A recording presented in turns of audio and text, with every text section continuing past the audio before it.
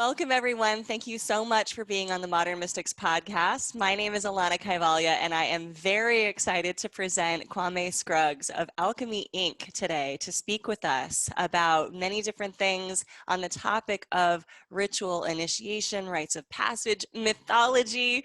I love it because Kwame is actually a fellow mythologist. So we're going to deep dive into a little bit of myth today. Get excited. Kwame, thank you so much for being here. You're welcome. Thanks for asking.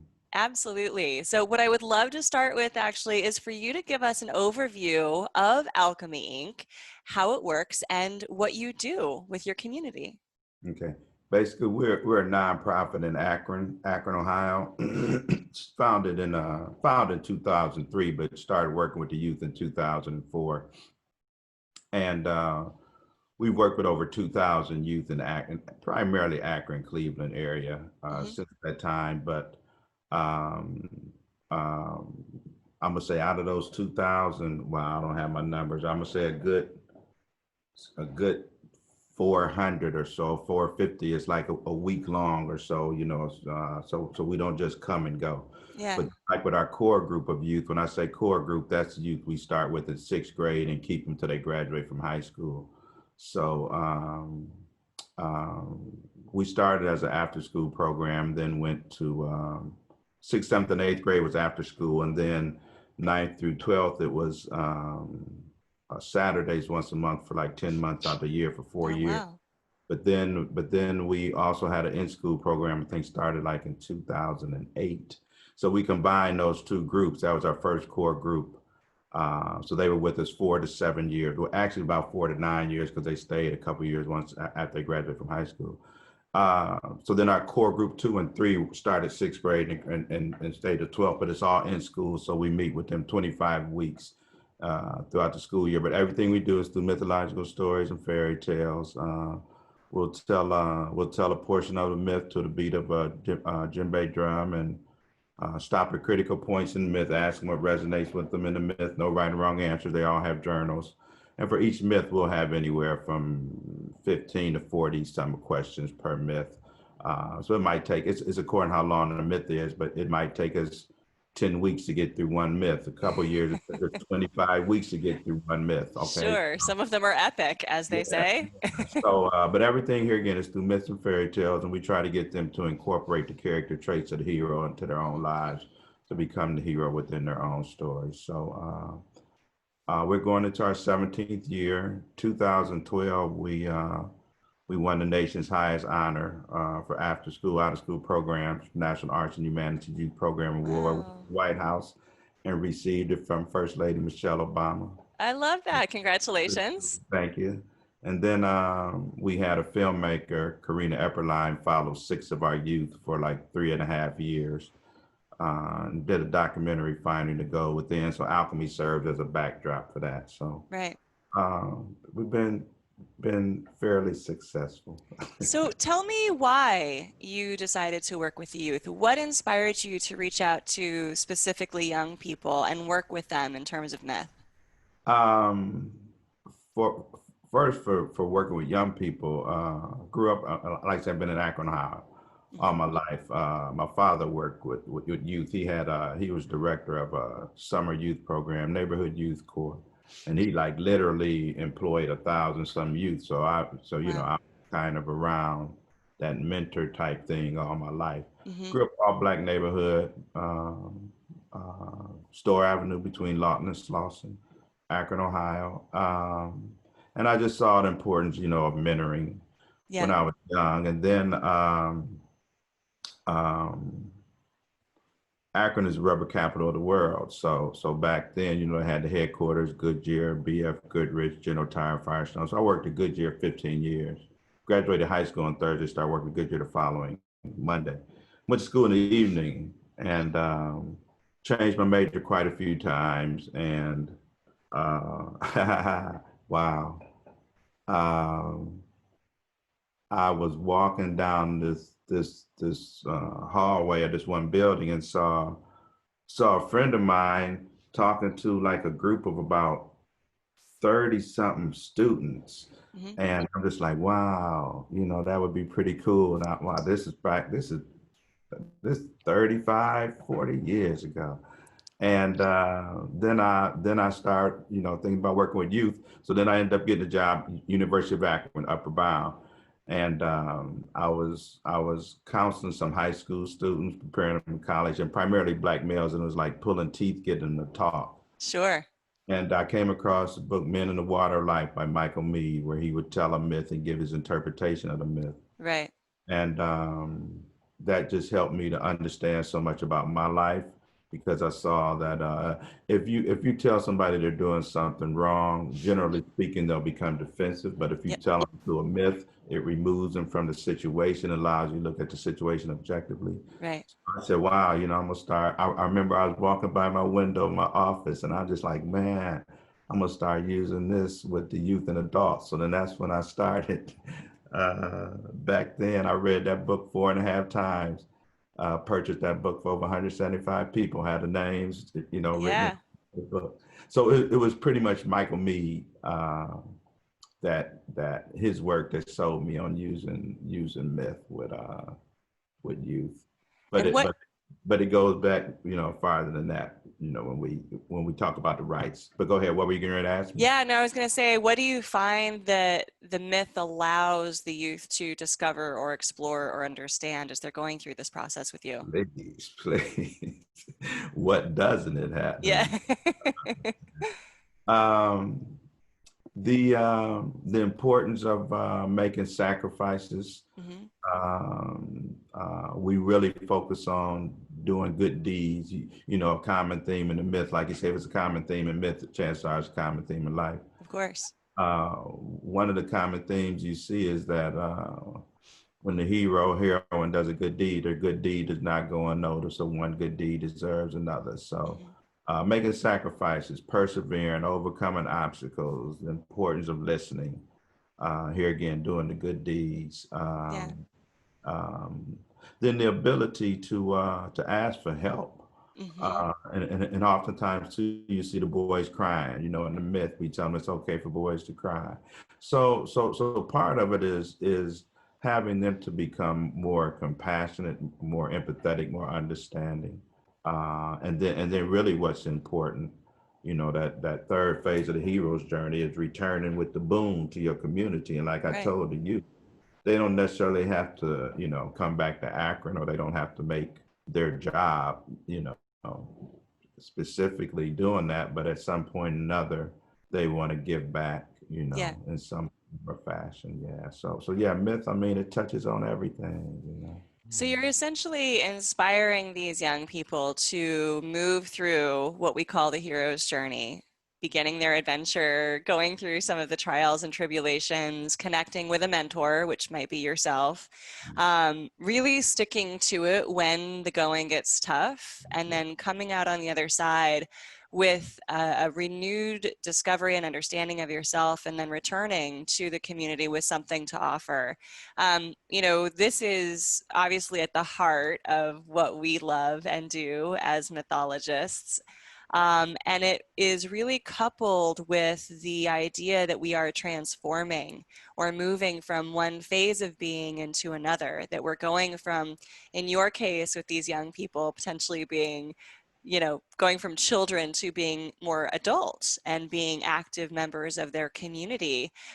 We as human beings have these transformations all throughout our lives. There are some really key points that we have these transformations. And one of the ones that I think is often missed in our loss of myth as our culture has evolved and calcified a bit, are these coming of age rites of passage, these coming of age rituals. So I'd love for you, if you wouldn't mind, to talk a little bit about what that rite of passage is, what that means, how you help your young people go through that passage, and how it transforms them as human beings. Um, I was formally initiated into a Khan-based, African-based rites of passage. So, Hmm. and that's how I got introduced into the work of Jung and Campbell, through an African-based rites of passage. That's awesome. Yeah, who you telling? And for me, and I'm gonna answer your question, but Yeah. for me, what the rites did for me was made me realize I was born for a purpose. Mm. Okay, and I was like 33 years old when I was initiated, so it was like I was going through life. I was doing the quote unquote right things, working, going to school in the evening, but I didn't know I was born for a reason, for a purpose, and it Yeah. was when I went through the rites of passage and just that whole African spirituality piece and the points of the ancestors that let me that informed me here again that I was born for a reason. So the one thing with the youth, focus a lot on them being here, Mm. for a reason, to become who they were meant to become, and then, like you said, marking those different points, in life, to assist you through those transitions. We, because I take it so seriously, and I mean, in any initiation, it's going to be a symbolic death and rebirth. Yeah. Okay, so we've never taken them any through like any official rites, because to me that's separate. That rites of passage and that myth program is separate, and it's too intense. And for me, for the information I was given, I think that's a little bit much for them. Okay, at that age, I think they would be overwhelmed. So that's one of the reasons I kind of stay away from it. But we have a lot of rituals. Right. Okay, we use. Like, one is that we recreate the Temple of Asclepius. Like on Saturdays, our Saturdays we would, like I said, we meet for 4 hours. Okay, 10 Saturdays out the month. We did that for about 9 years, 9 out of our 17 years, and all of them had djembe drums. So you're talking about 28 something, drums, doom sets. Wow. And we would recreate the Temple of Asclepius. When people would go there, they would be greeted. They would have a cleansing. They would chant, and then they would go. They would sleep, and then they would heal them through their dreams. So we recreate that by when the youth come in. We all greet them. We all greet them when they come in. Instead of chanting, we drum. So sometimes we would drum, like especially with Core One, we might drum for 30, 40 minutes. And then instead of healing through the dreams, we heal through the myths. So, That's uh, beautiful. and then another thing, the ritual, they sit in a circle by age, youngest to oldest. And then they blow their dreams into the vessel in silence. So that's a pretty cool ritual. That's really cool. Yeah. We've lost a lot of ritual in our modern culture. Yeah. I think, as our culture has evolved and relies more on science, and we start to drop away from our initial religious and spiritual traditions and growing numbers, uh, there is a loss. There is a loss of, what those things actually serve and the purposes that they serve for our psyche, for our soul. And without some sort of additional replacement, we have this, as they say, the God-sized hole within us. Yes. So I really appreciate that you're bringing ritual and myth back into the lives of your youth. It is so supportive, and even if you're not doing perhaps a more heavy duty type of rites of passage, you are still ushering them into a different phase of being. The myth will do that, right? The myth teaches, the myth informs, the myth points us to something that's bigger than ourselves, and this is something that I talk to a lot about.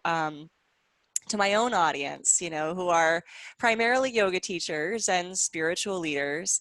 And I tell them that even inside of a 60-minute, say, yoga class, we're also creating a ritual for people. Yeah. Like, this shouldn't just be a physical practice. That's not what yoga was designed for. It's not what myth was designed for. So we're not here just to bend and stretch, and it's really important for people to understand what a ritual is and how to work with it and how to transform it. So would you mind giving us perhaps like a working definition, or what you think about ritual? How would people create a ritual, or what is the importance of it? Um, wow. For me, this is off the top of my head. Like I say, man, It's interesting you talk about ritual because I'm teaching a few classes in a few different areas, and we had talked about ritual the other day. And I've been asked to teach a ritual course, and I went and got all my ritual books out, and I'm just like, I'm not ready to teach this. But off the top of my head, I would say a ritual brings takes you out of a profane space and puts you into a sacred space. Okay, so that you can concentrate on what it is you're doing, uh, and brings in brings in, for lack of a better word, spirits or assistance, okay, from outside Yeah. to assist you in your journey. Uh, yeah, they say everything visible is supported by something invisible, because just because you don't see something does not mean it is not there. Uh, so that's what I would say off the top of my head for That's ritual. And really I think, beautiful. thank you. Then I think the importance of it here again is just to get you into that space. Okay, get you into that space so that you can concentrate. Um, so that you can concentrate in order to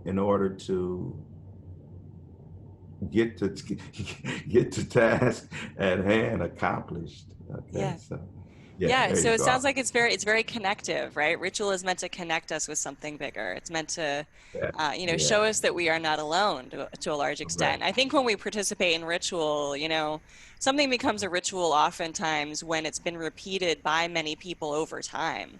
So it's almost like we're Yeah, tapping into that flow, right, of whatever the ritual represents or whatever the ritual does for us. And like plugging our iPhone in at night to charge it, we're also kind of charging ourselves up to some extent. yeah. So let's talk about myth and the hero's journey, because I know that's one of our favorite topics. And Right. you talk about using myth a lot with your youth. What kinds of myth do you bring in? What kinds of myth do you use? Uh, uh, we use myths from all different cultures. Uh-huh. What I look for, I have 26 myths, that I have, uh,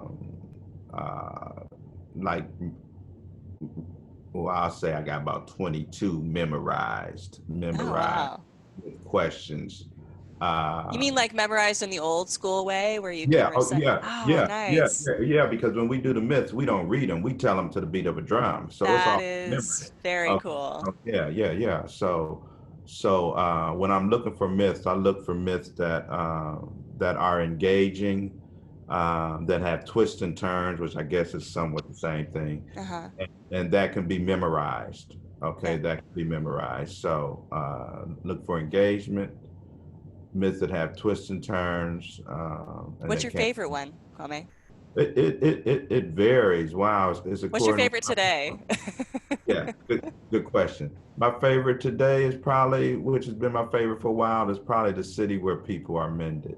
Okay, Oh. probably my favorite, the city where people are mended. But like I'm gonna say for about 4 years, I lived off of Michael Mead's work from his book. I just did the Water of Life, the Firebird, the Hunter and the Sun, and then I eventually said, "Hey, I got to come up with my own myths." Okay, so started reading, a lot of different myths, and I mean, wow, I might have to read 20 myths before I'm able to select, the one. And so then Right. what I do is just break it down and see what questions that I could put in there to create discussion.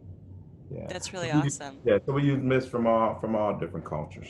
You know, one of the things that I do is also work with mythology, and mythology was my entry point into yoga. So I had this very serendipitous experience where I was in college and I was taking my first 6-week yoga course. And at the same time, I was in a class on South Asian religions. I didn't even know where South Asia was at the time, but it turns out it's India, and I was studying the religions of Hinduism and Buddhism. So I was learning the Hindu mythology at the same time that I was learning the physical practice of yoga. And so there was this really wonderful confluence for me of the power of myth with the power of ritual, the physical practice. And that was something that I had never had. You know, I growing up as an American girl in the West, I grew up in Colorado. Christmas was about Santa and Easter was about bunnies, and that's basically it. You know, there wasn't any real talk of spirituality or God or anything like that. I never went to any kind of services I never had any community or ritual around this at all. So I was so dry in that sense. And as soon as I started hearing the stories, the myths of Hinduism, something came alive within me. Something truly connected within me. You know, these stories have such richness. One of the reasons I like particularly yogic mythology and Hindu mythology is the fact that the characters are flawed. They're Yeah. not perfect. You know, Shiva has rage issues. Hanuman is terribly forgetful. You know, I can relate to that. I think that that's really precious.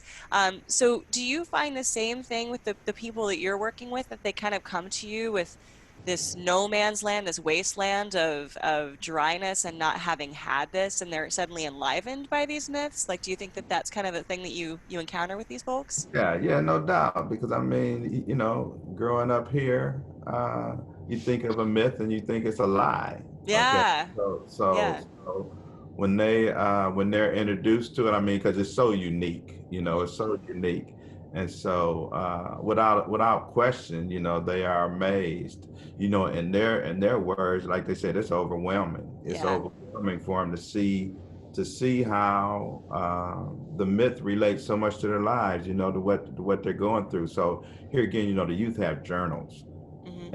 uh, you know, the journals that they keep from sixth grade, you know, till for their entire life. So like, it's interesting. Our youth now, our oldest youth now are like 27. Wow.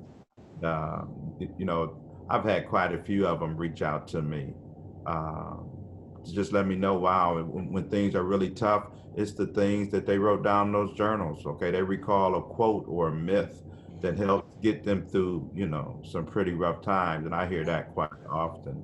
But I remember when I started the program in 2004. I remember one of the foundations gave us an evaluation to do, and I remember just laughing or smirking.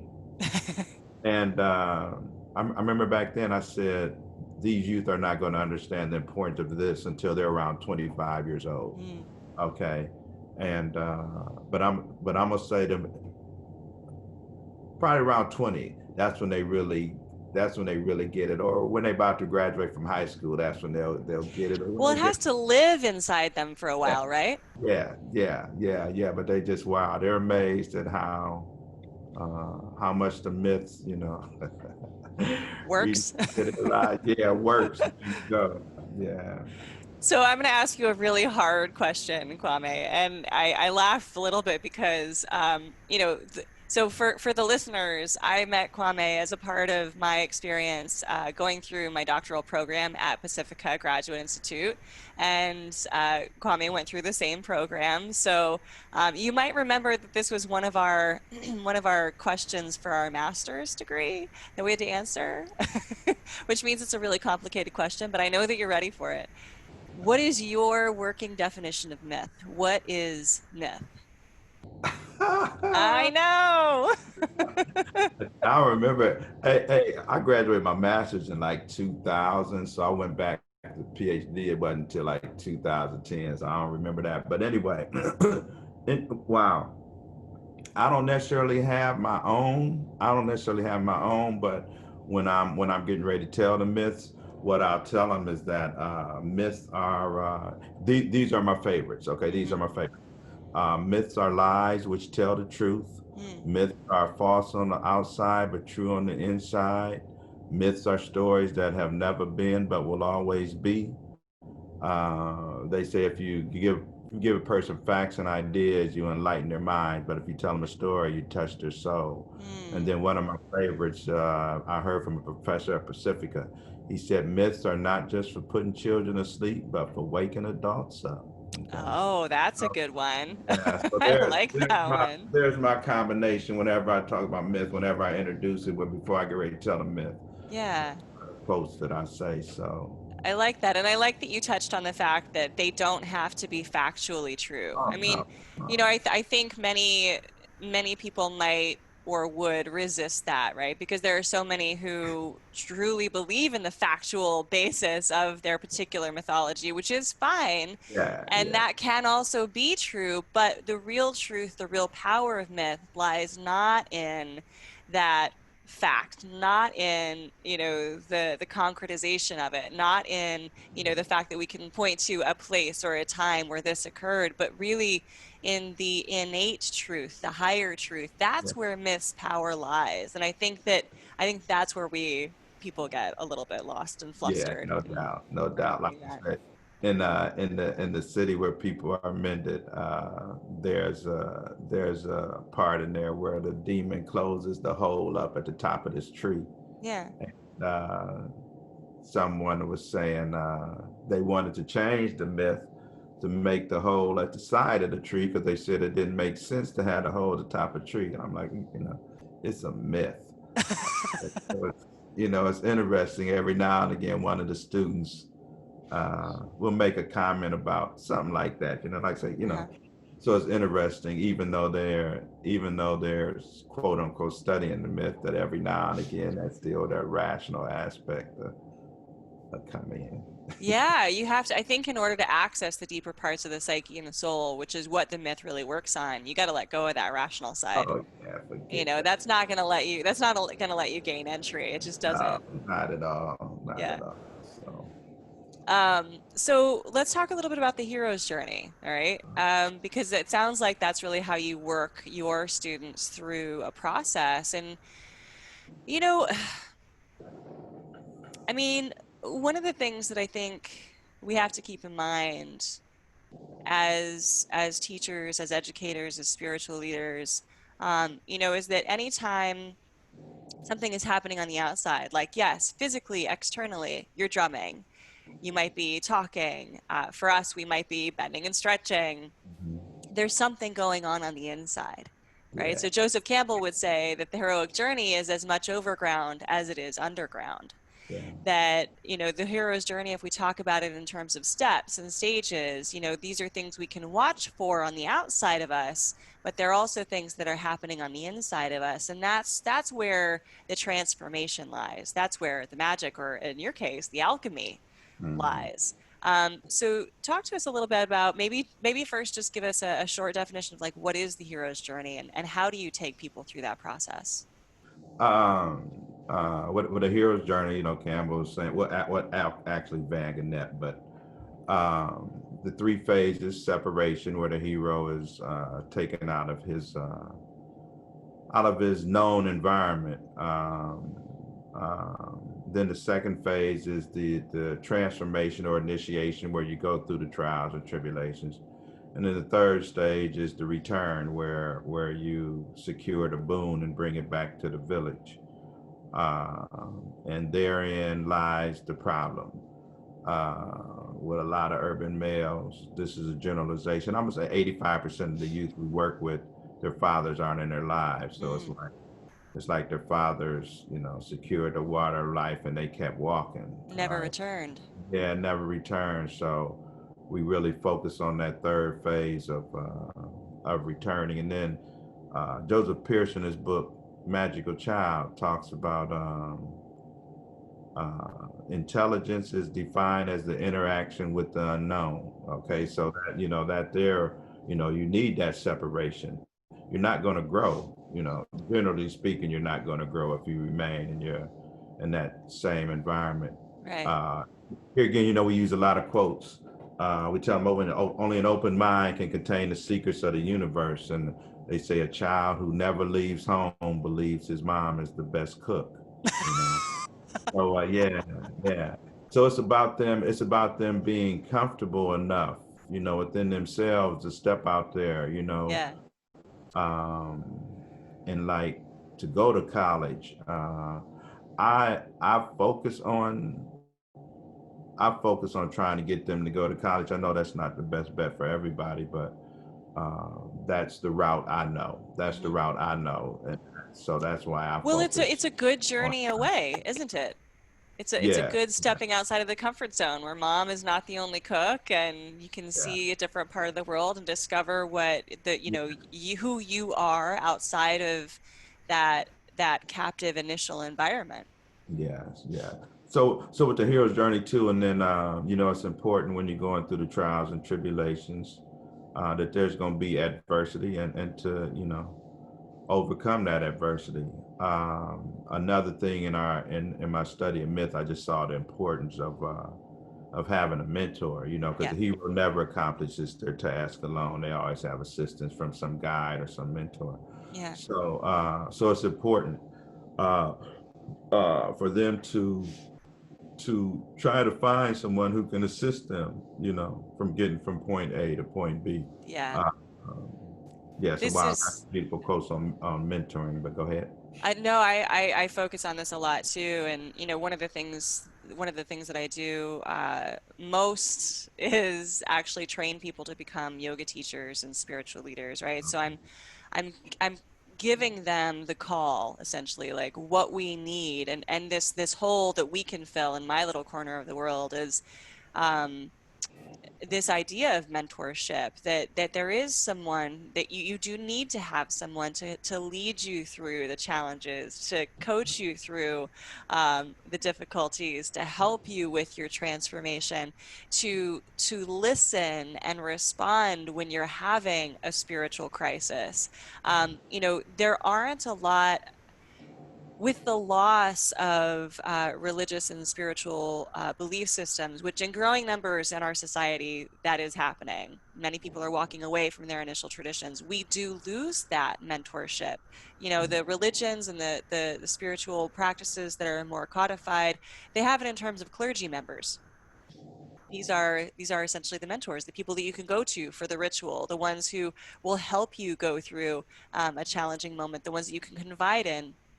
And if you don't participate in a specific religious type of practice, you might not have that kind of person around.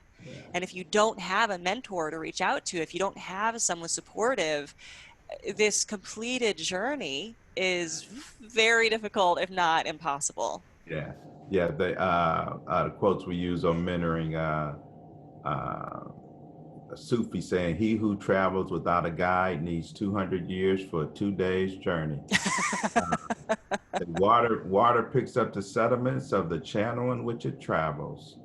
My favorite is, you make your friends your teachers, and you mingle the friendly art of conversation with the advantages of instruction. Wow, that's a Yeah, good one. yeah. And so they say only you alone can do it, but you can't do it alone. Yeah, that's really great. And the part of that aloneness is that you do have a guide, someone who's basically walked the path before Yeah, you, because we can only lead people as far as we've gone ourselves, right? yeah. So, Yeah. The one for that is, you can't teach somebody something you don't know, mhm. and you cannot lead them somewhere where you yourself are unwilling to go. That's absolutely true. That's absolutely true. So, Kwame, to wrap up today, is there anything else you want to leave us with or remind us of in terms of ritual, myth, all of the amazing things that we've spoken about? Um, just to, it was either Campbell or Jung who said, in order to make the world a better place, you do what you do best. Mm, And to just follow your dreams. Follow your dreams. Ask yourself, what is your bliss? yeah. And go for it. Book Laws of the Spirit by Dan Millman. He said, as humans, we very seldom fail. We merely stop trying. So within a Wow. 10-year period, within a 10-year period, we can accomplish, practically anything we want. And so in 10 years, you're gonna be 10 years older anyway. So be 10 years older doing what you want to do. So just go, step at a time, one I day like at a that. time. Yeah, so that would be my thing, is to become the person you're meant to become. It's Yeah. the privilege of a lifetime to be who you There are, you right? go. So There saith you Joseph go. There Campbell. there you go. There you So Kwame, how do people find out more about you, your work, and what you're doing right now? Where can they find you? Uh, you could just Google my name, really, Kwame Scruggs, Uh-huh. KWAMESCRUGGS. Hmm. You should be able to find a couple things. And then you got the Alchemy website. But yeah, if you were to just Google, Okay. And your website is alchemyinc.net, is that right? correct. Okay. I'm in the process right now of creating my own website, what Oh, we good. do, kwamescruggs.com, but that should be out in a couple weeks. And are you on social media at all? Yes, I'm on Facebook, Okay. reluctantly. Okay. So I have an alchemy page. I got an alchemy page, and I have my own Facebook page. So yeah, Okay. got a book coming out. So we're looking for editors and Oh, wow, that's great. right now. Okay. So that's another thing they keep telling me to get more Facebook. Well, we will certainly let our audience know when your book comes out so they can learn more about the work that you do too. Okay. Awesome. Thank you so much for your time today, Thank Kwame. you. Okay. Thank you very much. All right. All right, Alana. Goodbye. Bye.